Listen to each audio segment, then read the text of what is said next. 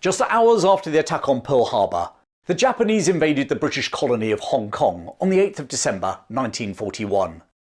Smashing through the wonderfully named Gin Drinkers Line, which British military planners had optimistically called the Oriental Maginot Line, the British commander, General Christopher Maltby, was forced to evacuate his entire force to Hong Kong Island after just 5 days. And now his 14,000 British, Canadian, Indian and local troops waited the final assault. They knew there was no help coming. They knew that before the invasion even started. And with no air support and almost no naval support, they awaited the inevitable. This is part 2 of my story about the Battle of Hong Kong in 1941. And if you haven't seen or listened to part 1, there's a link in the description below. Incredibly, despite no training for it, the withdrawal and evacuation from the mainland had gone remarkably smoothly. Maltby still had most of his 14,000 force intact, and the British commander could fall back on his original defensive plan of defending Hong Kong Island for as long as possible. But, as Winston Churchill had previously commented, defeat was inevitable. All the defenders could do was tie down as many Japanese troops as possible to prevent them from going to Malaya or the Philippines, and make the inevitable Japanese victory here in Hong Kong as costly for them as possible. But based upon the fact that it had only taken 5 days for the Japanese to sweep through the mainland of the colony, even this limited goal was a big ask of the defenders. Or was it? General Maltby quickly reorganised his force into 2 brigades. The West Brigade, under Canadian Brigadier Lawson, would comprise the 2nd Battalion, 14th Punjab Regiment from the Indian Army opposite Kowloon, interspersed with the 1st Battalion Middlesex Regiment manning pillboxes along the shoreline. His own 1st Battalion, Winnipeg Grenadiers, covering the southwest of the island, and the 2nd Battalion Royal Scots and the Hong Kong Volunteer Defence Corps in reserve. Meanwhile, the East Brigade would be commanded by Brigadier Cedric Wallis. Born in Nottingham in 1896, Wallis had been commissioned from the ranks during the First World War, losing his left eye on the Western Front. Transferring to the Indian Army, he had arrived in Hong Kong as commander of the 5th Battalion 7th Rajputs in 1937. Those Rajputs, who had fought with effective determination against the Japanese on the mainland, would now hold the shoreline facing Devil's Peak Peninsula, from which they had been evacuated on the morning of the 13th of December. To their right, holding the east of the island all the way round to Stanley, were the 1st Battalion Royal Rifles of Canada Regiment, whilst 2 companies of the Middlesex Regiment and 3 companies of the part-time Hong Kong Volunteer Corps would be held in reserve near Tai Tom Gap.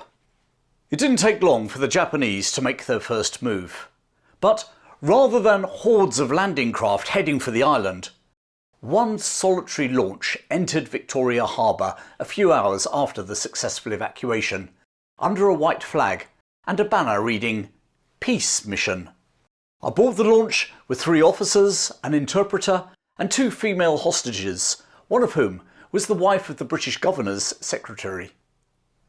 They presented a letter requesting that the Governor, Mark Young, surrender the colony. Young refused, and the little craft crossed back to Kowloon. Almost immediately, the Japanese unleashed an artillery bombardment on the island. Japanese shells rained down on Victoria and Wan Chai, blasting apart buildings and starting fires.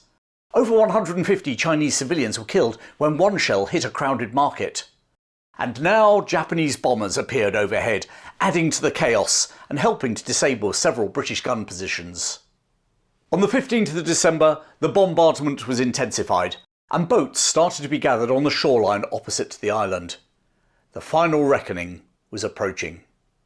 But before that final reckoning, the lone British destroyer still stationed at Hong Kong, HMS Thracian, decided to act on the old maxim that attack is the best form of defence.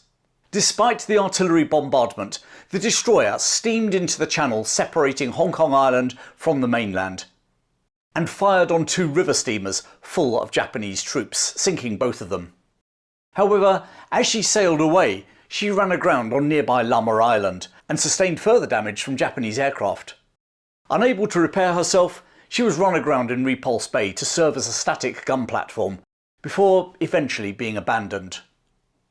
After 5 days of bombardment, the Japanese once more sent a launch under a white flag with another message to the governor. The garrison should simply surrender. Resistance was futile.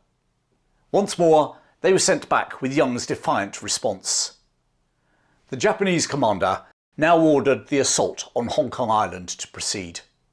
The 228th and 230th Regiments of Infantry would land between North Point and Braemar Point to the east of Causeway Bay, whilst the 229th Regiment would land in Aldrich Bay opposite Devil's Peak Peninsula. This was the shoreline being defended by the Indian Rajput Regiment. The bombardment of the island shoreline increased through the 18th of December, and oil storage tanks were hit, adding thick black smoke to the pall hanging over Victoria Harbour. At 10 p.m. on the 10th of December, the first wave of approximately 3,500 Japanese troops crossed the narrow waterway on any craft they had available. Over near Aldrich Bay, the Japanese boats were illuminated by searchlights from the Rajputs, who now opened an intense fire on the incoming vessels. Both Japanese commanders were wounded during the initial crossing. Colonel Do, the man who had successfully broken through the gin drinkers' defensive line on the mainland and who was crossing with the second wave, assumed command of the assault. Despite their withering fire, the 5th Battalion, 7th Rajputs could not stop the landings. Meanwhile, just to the west, the 2nd and 3rd Battalions of the 229th Regiment established beachheads and captured the Taiko dockyard before demolitions could be carried out. Could the landings on Hong Kong Island have been stopped? Well, maybe, if Maltby had thrown his whole force against them, but he, wrongly, believed that the attack was a diversion, prior to a main assault coming from Kowloon, and so he held his reinforcements back. It was the wrong call. By midnight, 6 Japanese battalions had successfully landed, and almost the whole northeast corner of Hong Kong was in Japanese hands. At the North Point power station, the Hong Kong Volunteer Defence Corps, under Major John Johnston Patterson, the managing director of Jardine Matheson & Co., were joined by those Free French troops that I mentioned earlier and put up a stubborn resistance against the oncoming Japanese. Maltby sent a Volunteer Defence Corps armoured car and a platoon from the 1st Middlesex to support them, but they were ambushed en route, and only 9 men made it to the power station. The Japanese directed artillery fire on the station, and the surviving defenders withdrew at about 1:45 in the morning, continuing to fight along Electric Road and the King's Road. They might have been middle-aged bankers and merchants in peacetime, but the Defence Corps proved that they were no pushover. They had successfully prevented the Japanese advancing into Victoria. During the Battle of Hong Kong, over 200 of them would give their lives defending the place that they called home. The Japanese now turned their attention inland. The 19th of December would prove to be the bloodiest and most dramatic day of the whole battle. And it started not on land, but out in the harbour. At 8:45 a.m, the motor torpedo boat flotilla was ordered to proceed into Victoria Harbour and shoot at anything inside. It was a suicide mission. Unaware that the Japanese had already established a beachhead on the island, they sailed into a deadly crossfire. 4 of the motor torpedo boats were sunk, including motor torpedo boat 26, whose commander, Lieutenant Wagstaff, ignored the recall signal. His boat was last seen stopped dead off North Point, her Lewis guns blazing away. On motorboat number 7, a shell crashed into the engine room, killing the leading stoker. Despite now having a reduced speed of 22 knots, her commander, Lieutenant Ronnie Ashby, attacked a group of Japanese landing craft with machine gun fire at point-blank range. He somehow managed to limp back to his base with 97 holes in his vessel. Lieutenant Ashby was awarded the Distinguished Service Cross. The torpedo boat attack had been a brave mission, but rather like the rest of the Battle of Hong Kong, it was never going to change the final result. Meanwhile, on the island itself, the Japanese were moving inland. Following Sir Cecil's ride, a riding trail leading from behind the landing sites directly to the centre of the island, they moved towards the vital Wong Nai Chong Gap. Their aim was to seize the gap and move south, cutting the Allied garrison in two. Both sides knew what was at stake, and both sides fought with a ferocity that was to leave over 1,000 men dead that day. The Royal Scots on Mount Nicholson now became engaged in fighting the Japanese advance units who had gained control of the neighbouring high ground at Jardine's Lookout. By now, in the growing light of day, leading units from both the 230th and the 228th Japanese Infantry were closing in on the vital Wong Nai Chong Gap and managed to surround Brigadier Lawson in his HQ. The defenders held out for nearly 3 hours, inflicting heavy casualties through sustained machine gun fire. Maltby desperately sent A Company from the Royal Scots to reinforce Lawson, but only 15 made it through to the Canadians' HQ. By 10 AM, with most of his men killed or wounded, Brigadier Lawson sent a message to Maltby. "I'm going outside to fight it out."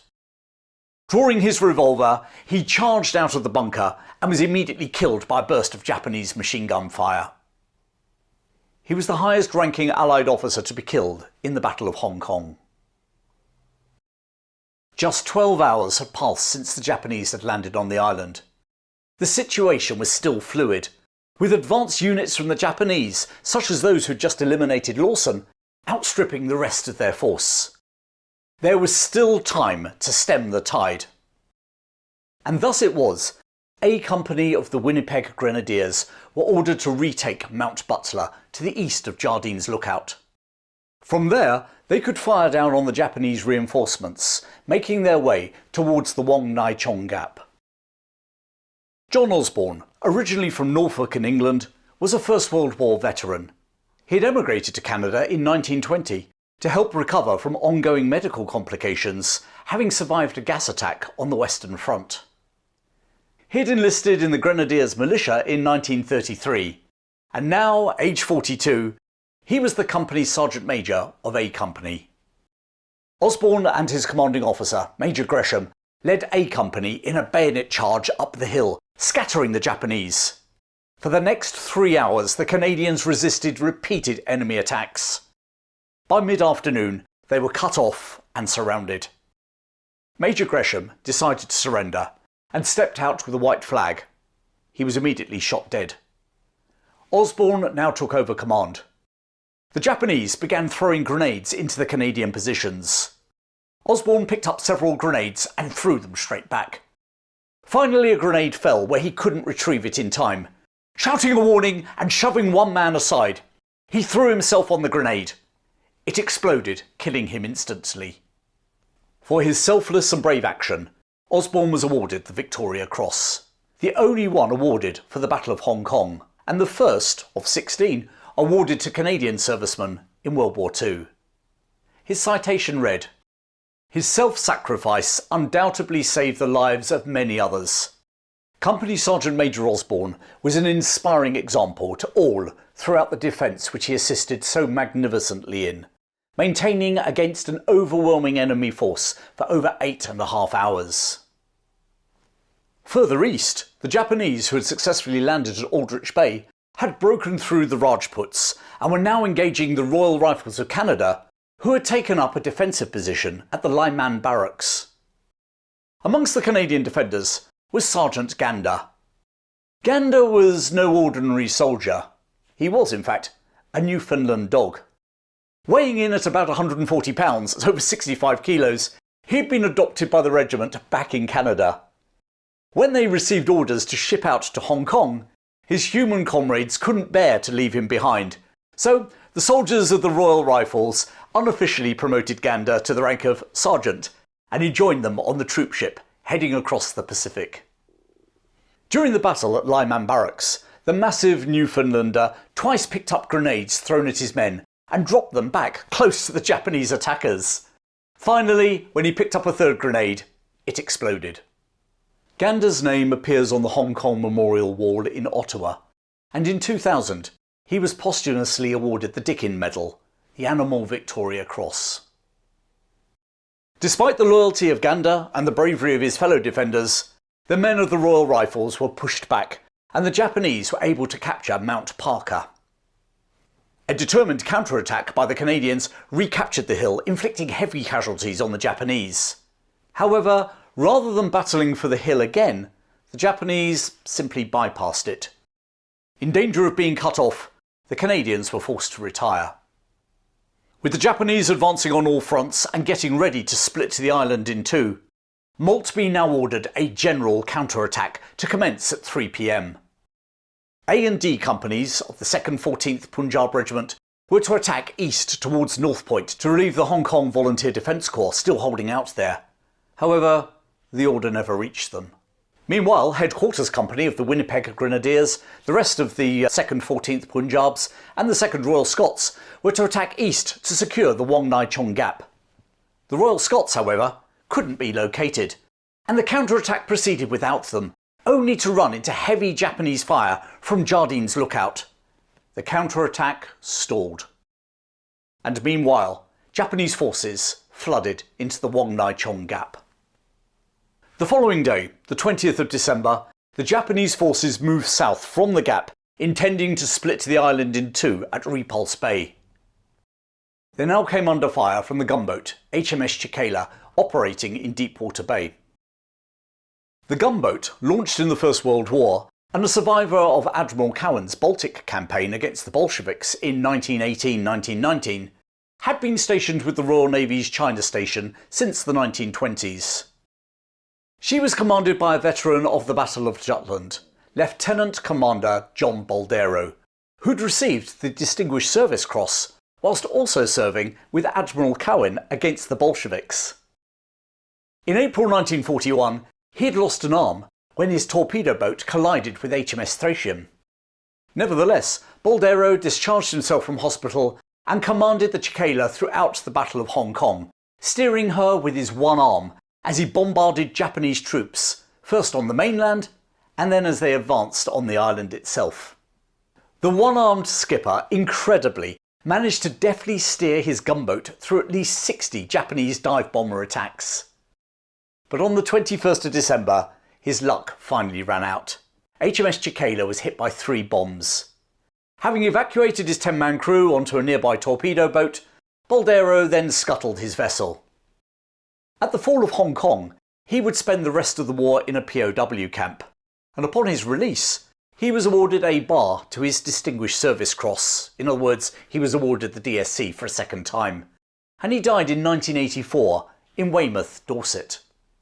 Despite Boldero's bombardment and the continuing resistance around the Repulse Bay Hotel from the Royal Rifles, the Japanese effectively achieved their objective of splitting the island. And on the 22nd of December, the 2nd Battalion from the 229th Japanese Infantry Regiment finally took the Repulse Bay Hotel, and at midday captured Sugarloaf Mountain, close to Stanley. Volunteers from the Rifles C Company counterattacked, and by nightfall they'd actually recaptured the hill. However, that success was marred by the Japanese capturing Stanley Mound just to their west, and thus exposing their flank. The following evening, the 23rd of December, orders were given for a general withdrawal to the Stanley Peninsula. On Christmas Eve, the Japanese forces renewed their attack, advancing towards Stanley, but once again were repulsed. A second attack began at 9 p.m, supported by 3 Type 94 tankettes. Despite 2 of the tankettes being destroyed by Allied artillery fire, the outer defensive line was broken, and No. 2 Company, Hong Kong Volunteer Defence Corps, was forced to conduct a fighting retreat back to Stanley Village with heavy losses. The 25th of December, Christmas Day, dawned. The situation was now desperate for Maltby and his forces. The island was split. The Royal Rifles and Middlesex Regiment were being forced down the tiny peninsulas to the south of Stanley.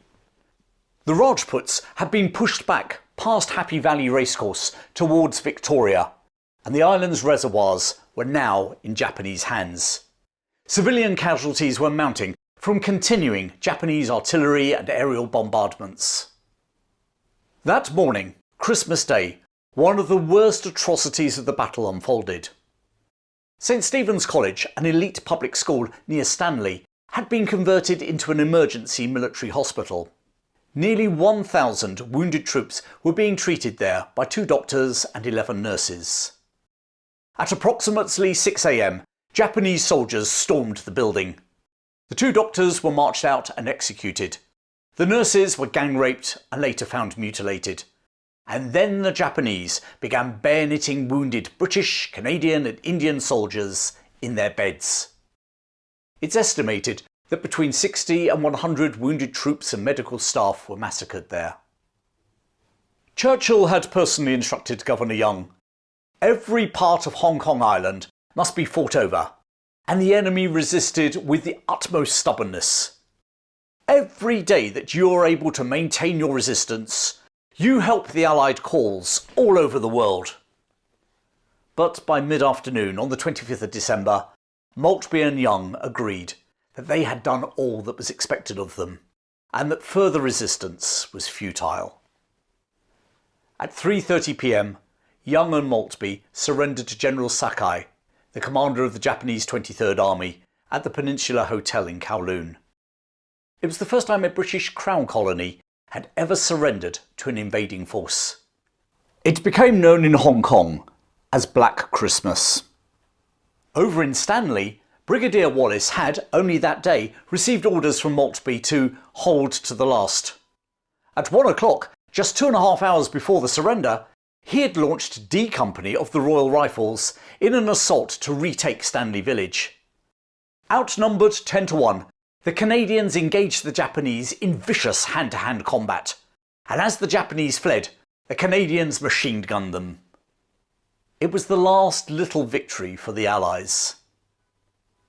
When he was finally informed by the Japanese at 8 p.m. that Maltby had surrendered, Wallis refused to lay down his weapons without written authority from his commander. He received that written order from Maltby at 2:30 a.m. on the 26th of December, and he and his men passed into captivity. And even now, one last pocket of resistance held out against the Japanese. 2 days after the official surrender, the Japanese became aware that a tiny force was still holding out in the Central Ordnance Munitions Depot, a little way inland from Deepwater Bay in the south of the island. Established in 1937 and consisting of 24 bunkers, this secretive stronghold had been referred to as Little Hong Kong to confuse Japanese agents who were working in the colony. By the 27th of December, the bunkers were being held by around 60 defenders, including sailors from HMS Thracian, a detachment of Royal Engineers, plus some men from the Middlesex Regiment and the Winnipeg Grenadiers, and also 14 Chinese members of the Hong Kong Volunteer Defence Corps, all under the command of Major Arthur Dewar. An Australian by birth, Dewar had originally been commissioned in the Australian Army, before transferring to the British Army in 1932. And there he served in the Royal Army Service Corps, mainly in Sudan, before being transferred to Hong Kong in 1940. Dewar informed the Japanese that he'd wired all the bunkers to a central detonator and was willing to blow the whole supply dump sky high if they attacked. Impressed with that very Japanese approach to self-sacrifice, the Japanese offered the garrison an honourable surrender, which included beer and a lunch. After the war, Dewar would be awarded the Distinguished Service Order, the DSO, for his defiant stand, and would retire to Australia, where he died near Perth in 1967. And with that surrender, the Battle of Hong Kong was finally over. The Japanese claimed they'd suffered approximately 2,700 casualties in the battle, although some Western estimates suggest over twice that number. Meanwhile, Allied losses were 2,100 killed or missing, and somewhere in the region of 2,000 wounded. Nearly 11,000 Allied soldiers became prisoners of war, including 5,000 British, 1,700 Canadians and 3,800 Indian troops. For them the battle might have been over, but the horror of Japanese camps was just beginning. Hundreds would die in captivity, some from disease and malnutrition, others from torture and execution. 267 Canadians died in captivity, almost the same number who had died fighting. 39% of the 690 men from the Royal Scots who passed into captivity never made it to the end of the war. Possibly the most tragic episode of the Hong Kong POW story, and the most costly American on British friendly fire incident of the war, occurred on the 27th of September 1942. 10 months after the fall of Hong Kong, 1,816 British prisoners of war were being transported to Japan aboard the cargo ship, the Lisbon Maru. The ship was showing nothing to identify that she was carrying prisoners of war, and in a cruel twist of fate, she was torpedoed by American submarine USS Grouper. Whilst the Japanese troops on board were evacuated, they battened down the hatches, trapping the Allied prisoners in the hold. Finally, after 24 hours, with the ship clearly sinking, the POWs broke through the hatch covers. With the ship now sinking fast, it was too late for many of the men to escape. Survivors heard those still in the hold singing "It's a Long Way to Tipperary" as the ship went down. But even now, the POWs' ordeal wasn't over. Japanese guards now opened fire on the men as they swam in the water. Over 800 prisoners of war, survivors of the Battle of Hong Kong, died in the incident. The captain of the ship was later tried and convicted of war crimes. However, the disaster was a blessing for some 384 British POWs, who were rescued by Chinese fishermen who helped them to escape to Chinese government lines. And those men weren't the only ones to have incredible escapes after the Battle of Hong Kong. Back on the 25th of December 1941, as Governor Young was about to surrender, one of the most dramatic escapes of the Second World War began. Admiral Chang Chak, a one-legged Chinese admiral, led more than 60 Chinese, British and Danish intelligence and naval personnel in a breakout through Japanese lines. In his late 40s, Admiral Chang Chak had joined the Chinese Navy in 1923 and had lost his leg fighting the Japanese in 1938. Dubbed the Nelson of the East, he'd been effectively loaned to the British by his government just before the invasion of Hong Kong. And when Governor Young informed Chang of his intention to surrender, Chang decided to flee. He was given command of the remaining Royal Navy motor torpedo boats. Chang and his entourage boarded a motor launch in Aberdeen Harbour to rendezvous with one of the torpedo boats. However, they soon came under ferocious fire from the Japanese on the shore. Chang ordered abandon ship, threw off his artificial leg and was then shot in the left wrist as he fell into the water. Barely able to swim with just one arm and one leg, he then gave his life jacket to his bodyguard who couldn't swim, but somehow he managed to survive. Finally rescued by the motor torpedo boats, they sped at high speed towards Mirs Bay on the Chinese side of the border. And there, having scuttled the boats, they were met by local guerrilla forces who escorted them for 4 days through Japanese-held territory until they reached Chinese forces. The main party of 50 Royal Navy sailors then continued on via Burma to India before finally reaching Britain 5 months later. Another amazing escapee was Lieutenant Colonel Lindsay Ride, a professor of psychology at the University of Hong Kong who had commanded the Hong Kong Volunteer Defence Force field ambulance during the battle. Captured at the surrender, he escaped from the Shangshu Po POW camp just a month later and made his way inland, meeting a group of Chinese resistance fighters who ferried him to the British Embassy in Chongqing. There, he proposed forming an escape organisation to help other POWs replicate his journey. And so was born one of the most remarkable organisations of the war, the British Army Aid Group. For the next 3 years, the BAAG smuggled food, drugs and messages to prisoners of war and aided the escape of over 2,000 people from Japanese captivity. Meanwhile, Hong Kong remained under draconian Japanese occupation, for as locals called it, a period of 3 years and 8 months. Half of the Chinese population were deported, many to work on slave labour projects on the mainland. Those who remained faced malnutrition, rape, torture and murder. It's estimated that up to 10,000 ethnic Chinese were executed during the occupation. Eventually, on the 30th of August 1945, a British task force under Rear Admiral Cecil Harcourt arrived to accept the Japanese surrender at the end of the war. The first Allied officer ashore was personally picked by Harcourt, Lieutenant William Law from the Royal Canadian Navy, a nod to the bravery of the Canadian defenders back in 1941. The 30th of August, Liberation Day, remained a public holiday in Hong Kong until the handover to China in 1997. The Battle of Hong Kong has largely been overshadowed by the fall of Singapore. The sheer scale of that particular defeat was enormous compared to Hong Kong. Over 80,000 British Commonwealth troops surrendered, compared to 11,000 in Hong Kong. And of course, Singapore was seen, wrongly, as an impregnable fortress, the Gibraltar of the East, making its fall even more infamous. No one had any such optimism about Hong Kong. As Winston Churchill later said, "The garrison was faced with an impossible task that from the outset was beyond their powers." Admittedly, the gin drinkers line was broken with an ease that surprised the Japanese themselves, and the mainland was lost in just 5 days. But when the invasion of Hong Kong Island itself took place, the defenders put up a stubborn resistance, lasting 7 days. That, incidentally, was exactly the same amount of time that General Percival's 80,000 troops lasted against an invading force half their size in Singapore. At least the Allied forces in Hong Kong were outnumbered 2-1.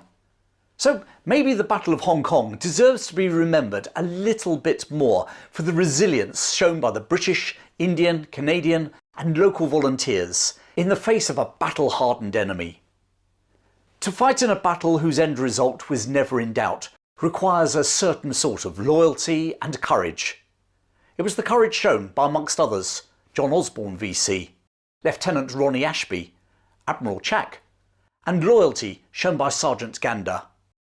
And it was a quiet loyalty and courage that was shown by all those who never came home. Well, I hope you enjoyed this extended story about the Battle of Hong Kong. And if you did, well then you might enjoy this story too. And don't forget to subscribe to my channel, hitting the bell icon as you do so you don't miss future stories. Thanks for joining me today. Keep well, and I look forward to sharing even more stories from British military history with you very soon.